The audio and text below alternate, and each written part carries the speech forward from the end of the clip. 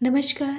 उम्मीद है कि आप सब बहुत ही ज़्यादा अच्छे होंगे और आज हम एक ऐसे रहस्य को समझेंगे जो बहुत ही ज़्यादा अद्भुत है। स्त्री की रज शक्ति। क्या आपने कभी सोचा है कि एक स्त्री के भीतर जो जीवन देने की क्षमता है, वही शक्ति अगर भीतर ही संरक्षित और उद्गामिनी कर दी जाए तो वह उसे सिर्फ माँ बनने तक सीमित ना रखकर देवी बन सकती है। ये कोई काल्पनिक बात नहीं है। यह हर स्त्री के भीतर छुपी सबसे गहरी आध्यात्मिक सच्चाई है। हम अक्सर एक शक्ति को केवल शारीरिक दृष्टि से देखते हैं, लेकिन यह ऊर्जा सिर्फ शरीर बनाने वाली शक्ति नहीं बल्कि आत्मा को परमात्मा तक पहुंचाने वाली सीढ़ी भी है। हर स्त्री के भीतर रज शक्ति होती है, जो केवल एक शारीरिक द्रव्य नहीं बल्कि सूक्ष्म ऊर्जा का भंडार है। साधारण जीवन में ये ऊर्जा मासिक चक्र, गर्भधारण और प्रसव में उपयोग हो जाती है, लेकिन अगर इसे संयमित और शुद्ध कर दिया जाए तो ये ऊपर की ओर प्रवाहित होकर साधना का ईंधन बन जाती है। प्राचीन योग परंपरा में इसे ऊर्ध्वगमन की प्रक्रिया कहा गया है। इसका अर्थ है कि नीचे की ओर बहने वाली यह ऊर्जा इंद्रियों की तृप्ति में समाप्त न होकर रीढ़ की सीढ़ियों से होते हुए सहस्त्रार तक पहुंच जाए। लेकिन यह इतना आसान नहीं है, क्योंकि स्त्री का मन और शरीर दोनों प्रकृति से जुड़ाव रखते हैं। और प्रकृति का अर्थ है सृजन, आकर्षण, संवेदना। इसीलिए ब्रह्मचर्य का पहला चरण है अपने शरीर को समझना, उसकी लय को पहचानना, अपने आहार, अपनी दिनचर्या और अपनी सोच को इस तरह ढालना कि ऊर्जा का अपव्यय ना हो। जैसे शरीर भारी और उत्तेजक भोजन मन और शरीर को नीचे खींचते हैं, वैसे ही हल्का सात्विक आहार ऊर्जा को ऊपर ले जाता है। शरीर को आराम चाहिए लेकिन आलस से नहीं, और मन को शांति चाहिए लेकिन जड़ता नहीं। स्त्री ब्रह्मचर्य केवल शारीरिक संयम का नाम है, यह मानसिक और भावनात्मक संयम भी है। जब कोई स्त्री अपने मन को वासनात्मक विचारों से बचाती है, जब वह आकर्षण को केवल बाहरी रूप में नहीं बल्कि आत्मिक सौंदर्य में देखने लगती है, तब उसका चित्त धीरे धीरे शुद्ध होने लगता है। इसका मतलब यह नहीं है कि जीवन में प्रेम नहीं होगा, बल्कि प्रेम का अर्थ बदल जाएगा। वह अब किसी को पाने की चाह नहीं होगी, अपने भीतर से देने की क्षमता बन जाएगी। इस यात्रा में सबसे महत्वपूर्ण है जागरूकता। अपनी हर क्रिया, हर विचार और हर भावना पर नज़र रखना। जब मन में कोई कामना उठती है तो उसे दबाना नहीं बल्कि देखना, समझना और धीरे धीरे उसे बदल देना। ये परिवर्तन रातों रात नहीं होता, लेकिन एक एक दिन करके मन अपने आप संयम में आने लगता है। योग की दृष्टि से जब रज शक्ति को रोकता है और साधना के माध्यम से ऊपर ले जाया जाता है तो वो औज में बदलती है। औज केवल चेहरे की चमक या आवाज़ की मिठास नहीं बल्कि वह आभा है जो भीतर की शक्ति के कारण प्रकट होती है। इसे कोई छू नहीं सकता, कोई चुरा नहीं सकता। यह आपका सबसे अमूल्य खजाना है। और जब यह ऊर्जा ऊपर उठने लगती है तो जीवन के छोटे छोटे सुख दुख भी अपने असर खोने लगते हैं। स्त्री अब केवल समाज, परिवार, रिश्तों के दायरे में बंधी नहीं रहती। वे अपने भीतर की देवी को देखने लगती है। उसके हर कदम में स्थिरता आती है, हर शब्द में गहराई और हर दृष्टि में करुणा। यही स्त्री ब्रह्मचर्य का सार है। अपनी रस शक्ति को पहचानना, उसको संरक्षित करना और उसे आत्मिक ऊंचाई की ओर प्रवाहित करना। यह यात्रा शुरू होती है बस एक निर्णय से कि अब मैं अपनी ऊर्जा का अपव्यय नहीं करूंगी, बल्कि उसे अपनी आत्मा के विकास में लगाऊंगी। और यही निर्णय आगे चलकर साधना, समाधि और अतः परमात्मा में विलय का मार्ग खोल देता है। जब एक स्त्री यह निर्णय ले लेती है कि अब वह उसकी रस शक्ति अपव्यय नहीं होगी और उसका हर श्वास, हर विचार, हर भावना ऊंचाई की ओर प्रवाहित होगी, तब अगला चरण शुरू होता है, यानी साधना, चित्त शुद्धि का चरण। ये वही स्थान है जहाँ से भीतर की असली यात्रा आरंभ होती है। साधना केवल ध्यान की मुद्रा में बैठकर आंखें बंद करने का नाम नहीं है। ये अपने संपूर्ण अस्तित्व को एक दिशा में लगाने की प्रक्रिया है। जैसे एक नदी का जल अगर कई धाराओं में बट जाए तो वह शक्ति खो देता है, लेकिन वही जल जब एक ही दिशा में बहता है तो चट्टानों को भी काट देता है। वैसे ही मन और ऊर्जा एक ही लक्ष्य की ओर मोड़ना साधना है। इस यात्रा में सबसे पहले मन से मैल हटाना ज़रूरी है। ये मैल केवल नकारात्मक विचार नहीं है, बल्कि वे सूक्ष्म संसार हैं जो जन्मांतर में मन में जमा होता है। जब भी कोई वासनात्मक विचार आता है, कोई पुरानी स्मृति मन को भटकाती है, तो समझना चाहिए कि ये मन का मैल है जो ऊपर उठने से रोक रहा है। इसे मिटाने का सबसे प्रभावी तरीका है जागरूकता, नियमित साधना। सुबह का समय साधना के लिए सबसे उपयुक्त है। सूर्योदय से पहले का समय, जिसे ब्रह्म मुहूर्त भी कहा जाता है, जब वातावरण में शांति, ऊर्जा का संतुलन होता है, उस समय बैठकर प्राणायाम करना, गहरी और धीमी सांसें लेना, हर श्वास के साथ ये अनुभव करना कि भीतर शांति फैल रही है, धीरे धीरे मन को स्थिर करता है। प्राणायाम केवल फेफड़ों का व्यायाम नहीं है, ये प्राण शक्ति को शुद्ध करने और उसे नियंत्रित करने का विज्ञान है। इसके बाद ध्यान का अभ्यास। शुरुआत में मन बार बार भटकेगा, विचार आएंगे, शरीर असहज होगा, लेकिन यह सामान्य है। मन को बलपूर्वक रोकना नहीं है, बस उसे देखना है, जैसे कोई दूर से बहती नदी को देख रहा हो। जब मन को देखा जाता है तो वह धीरे धीरे शांत होने लगता है और एक समय आता है जब विचारों के बीच अंतराल बढ़ने लगता है और उन अंतरालों में शक्ति का गहरा स्वाद मिलता है। यही चित्त शुद्धि का पहला संकेत है। मंत्र का अर्थ केवल शब्दों का उच्चारण नहीं, बल्कि वह ध्वनि तरंग है जो चित्त की गहराइयों तक पहुंचती है। जब कोई मंत्र निरंतर जपा जाता है तो वो मन के अवचेतन में उतरकर पुराने संस्कारों को धीरे धीरे धो देता है। ये वैसे ही जैसे बहता हुआ पानी पत्थर की सतह को समय के साथ चिकना कर देता है। सत्संग और शास्त्र पठन भी साधना का हिस्सा है।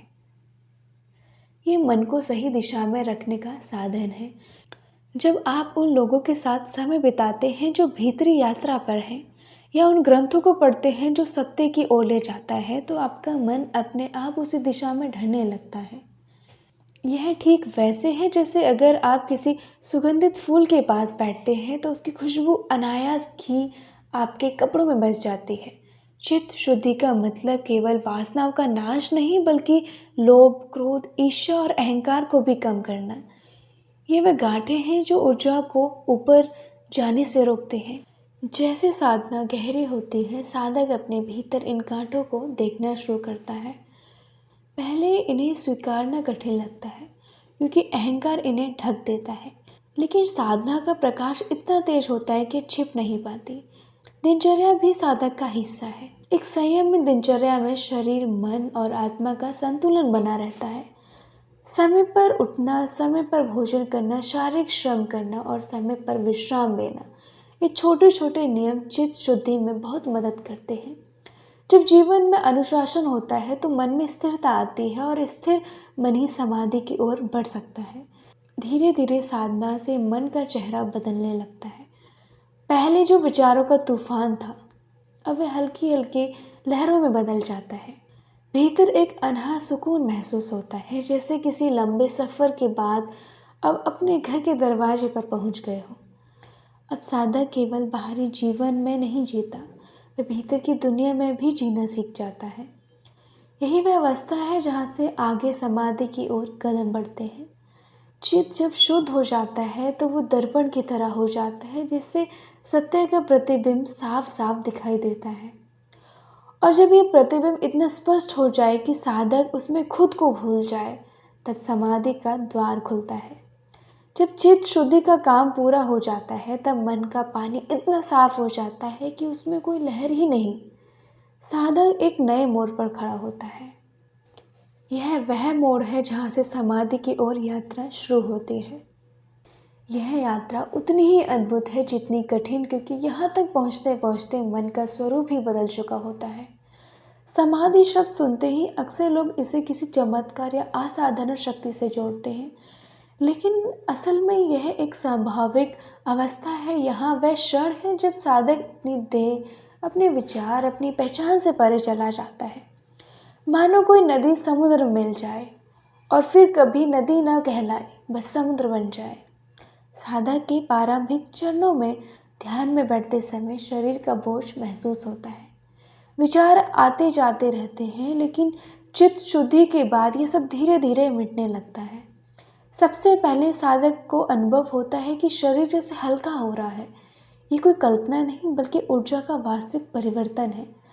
प्राण जो इंद्रियों में बिखरा हुआ है, जब भीतर एक होने लगता है, एकाग्र प्राण शक्ति शरीर को स्थिर कर देती है। अब बैठना कोई मजबूरी नहीं रहता, बल्कि शरीर स्वयं स्थिर हो जाता है। आंखें बंद हो या खुली, साधक को कोई फर्क नहीं पड़ता, क्योंकि ध्यान अब भीतर टिक गया है। फिर आता है विचार का विलय। साधक दिखता है कि मन में विचार आ रहे हैं, लेकिन वह अब उसे खींच नहीं पा रहे। यह वैसे ही है जैसे आसमान में बादल, लेकिन हवा उन्हें जल्दी जल्दी उड़ा ले जाए। कुछ क्षण के लिए विचार पूरी तरह रुक जाते हैं और उस रिक्तता में एक गहरी शांति का अनुभव होता है। यही अनुभव समाधि का पहला स्पर्श है। समाधि के भी अनेक स्तर होते हैं। प्रारंभिक अवस्था को सविकल्प समाधि कहा जाता है, जहाँ साधक अभी भी सूक्ष्म रूप से अपने अस्तित्व को जानता है और अनुभवों का स्वाद ले रहा होता है। इस अवस्था में वह कभी दिव्य प्रकाश देख सकता है, लेकिन ये सब अभी भी अनुभूति के स्तर पर है। यानी कोई है जो इन सबको अनुभव कर रहा है। जैसे जैसे अभ्यास गहराता है, साधक निर्विकल्प समाधि की ओर बढ़ता है। यहाँ ना कोई अनुभव है, ना कोई अनुभव करने वाला है, बस अस्तित्व है। शुद्ध चेतना है। ये शब्दों से परे है, क्योंकि इसे व्यक्त करने के लिए भाषा में कोई स्थान नहीं है। यह वैसा है जैसे कोई नमक की डली समुद्र में गिरकर पूरी तरह से घुल जाए। अब वह ना नमक है, न डली है, बस समुद्र का हिस्सा है। समाधि में समस्या का भी कोई अर्थ नहीं रह जाता। आप 1 घंटे बैठे हो या एक क्षण, दोनों एक जैसे लगते हैं। कई साधकों ने बताया है कि समाधि में उन्हें ऐसा लगता है जैसे केवल 5 मिनट बीते हो, लेकिन बाहर की दुनिया में कई घंटे गुजर चुके होते हैं। यह इसलिए होता है क्योंकि समय केवल मन के साथ जुड़ा हुआ है, और जब मन स्थिर हो जाता है तो समय का प्रवाह रुक जाता है। इस अवस्था में देह की सीमाएं मिटने लगती हैं। साधक को लगता है कि वह केवल अपने शरीर तक सीमित नहीं, बल्कि हर दिशा में फैल गया है। कभी यह अनुभव उन्हें आनंद से भर देता है, कभी एक अजीब सी गहन शक्ति में डुबो देता है। शरीर की पीड़ा, भूख, प्यास, ये सब क्षणिक रूप से समाप्त हो जाती है, क्योंकि चेतना अब इनसे परे हो चुकी है। लेकिन समाधि केवल व्यक्तिगत आनंद का अनुभव नहीं है, ये एक जिम्मेदारी भी है। जब साधक इस अवस्था से लौटता है तो उसकी दृष्टि पूरी तरह से बदल चुकी होती है। अब वह लोगों को उनके बाहरी रूप में नहीं देखता, बल्कि हर एक में वही चेतना दिखता है जो उसने समाधि में अनुभव की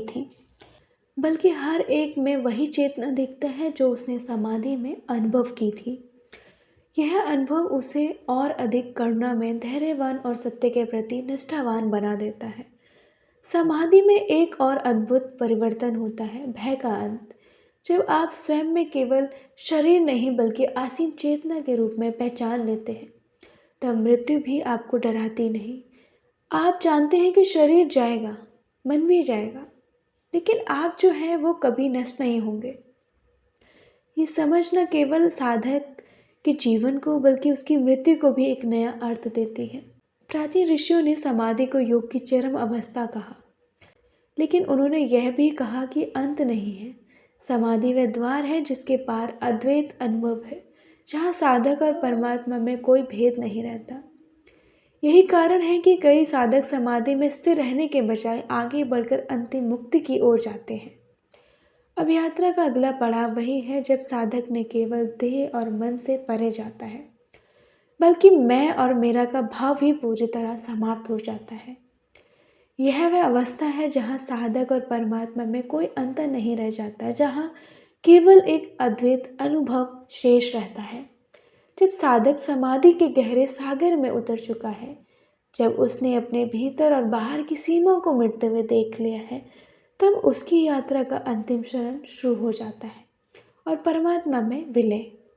यह वह अवस्था है जहाँ न केवल शरीर और मन की पहचान समाप्त होती है, बल्कि मैं और मेरा का भाव भी पूरी तरह से गल जाता है।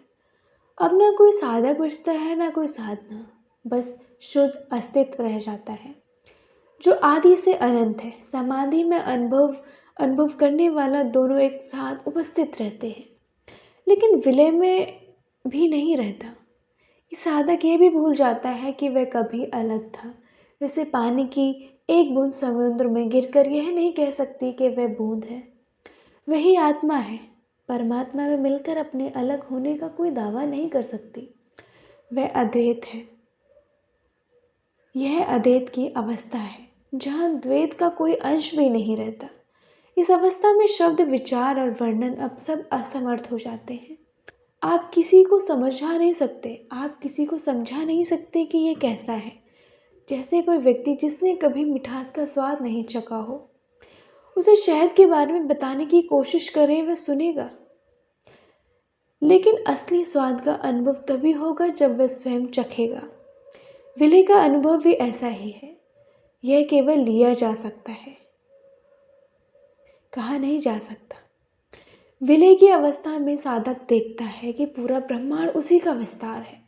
पेड़, पर्वत, नदियाँ, आकाश, तारे, चांद, सूरज, सब उसी की चेतना के रूप हैं। अब कोई दूसरा ही नहीं बचता, कोई बाहर नहीं बचता। हर चेहरा, हर आवाज, हर दृश्य उसी का प्रतिबिंब है। यह समझ साधक को एक असीम करुणा से भर देती है, क्योंकि अब वह जानता है कि जिसे हम दूसरा कहते हैं वह भी वास्तव में मैं ही हूँ। यहाँ अहंकार का अंत हो जाता है। अहंकार केवल एक भ्रम था कि मैं यह शरीर हूँ, यह नाम है, ये पहचान है। जब यह भ्रम टूटता है तो एक अनकही स्वतंत्रता का अनुभव होता है। जब कोई भय नहीं, कोई लालच नहीं, कोई प्रतिस्पर्धा नहीं, क्योंकि जो कुछ है वह पहले से ही है। कुछ पाने की आवश्यकता नहीं, कुछ खोने का डर नहीं।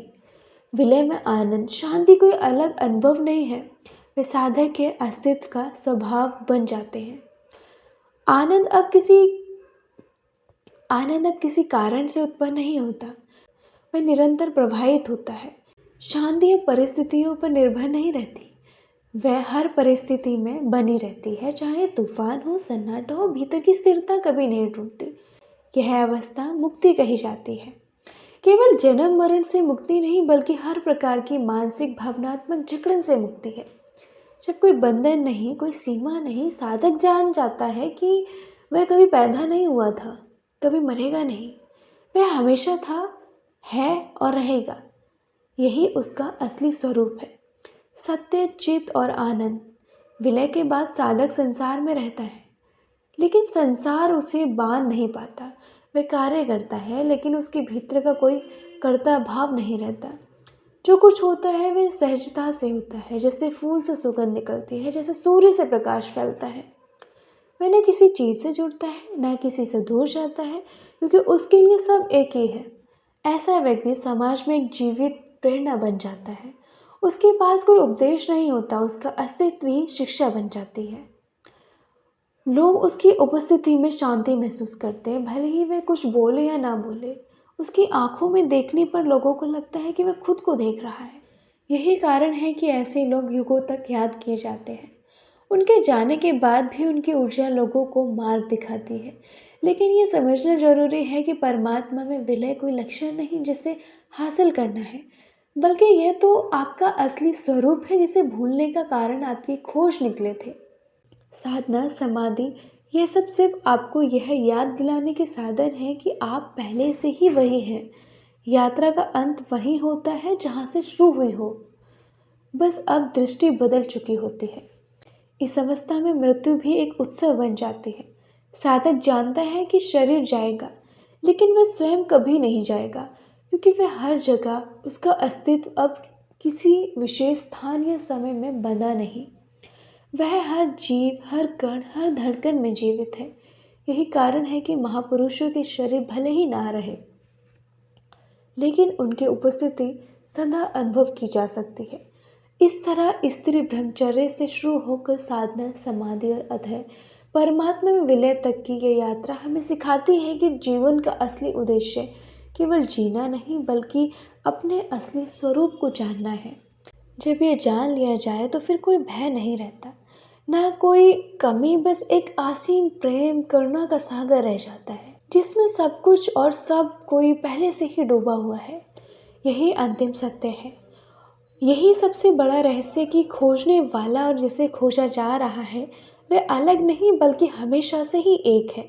अगर ये बातें आपके मन को छू गई हो तो यकीन मानिए यह शुरुआत है। चैनल को सब्सक्राइब करें और अपने भीतर की यात्रा को और गहरा बनाइए। मिलते हैं अगले वीडियो में।